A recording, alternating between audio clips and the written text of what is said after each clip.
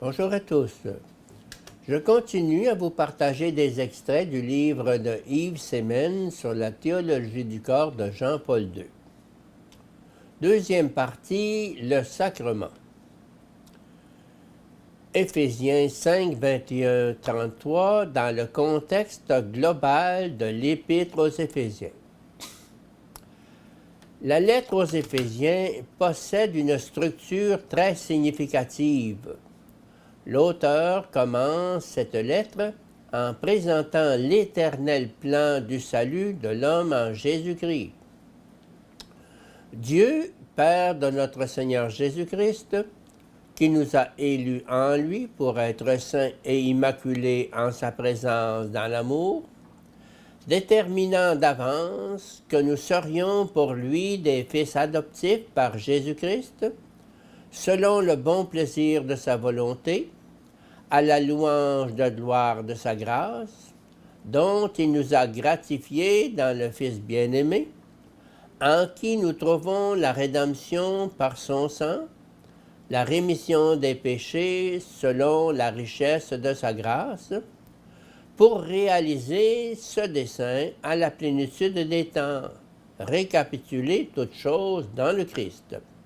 Éphésiens 1, 3, 4, 7, 10. Le Christ en tant que chef, il l'a constitué au sommet de tout, comme tête de l'Église qui est son corps, la plénitude de celui qui se réalise entièrement en toutes choses.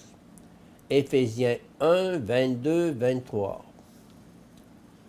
L'humanité pécheresse est appelée à une vie nouvelle dans le Christ, en qui les païens et les Juifs doivent s'unir comme dans un temple. Éphésiens 2, 11, 21. Le mystère du Christ et la vocation du chrétien.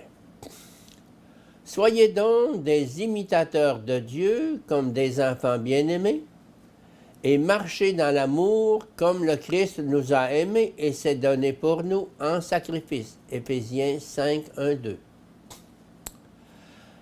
L'atmosphère de la vie de la communauté chrétienne. À ce point, il passe à la communauté domestique, c'est-à-dire à la famille. Soyez soumis les uns aux autres dans la crainte du Christ. Éphésiens 5, 20, 21. Indication pour la communauté familiale. L'auteur écrit: « Enfants, obéissez à vos parents dans le Seigneur, car cela est juste. Honore ton père et ta mère. Tel est le premier commandement auquel est associée une promesse, pour que tu sois heureux et jouisses d'une longue vie sur la terre. Et vous, parents, n'exaspérez pas vos enfants, mais élevez-les dans l'éducation et la discipline du Seigneur. » Éphésiens 6, 1, 4.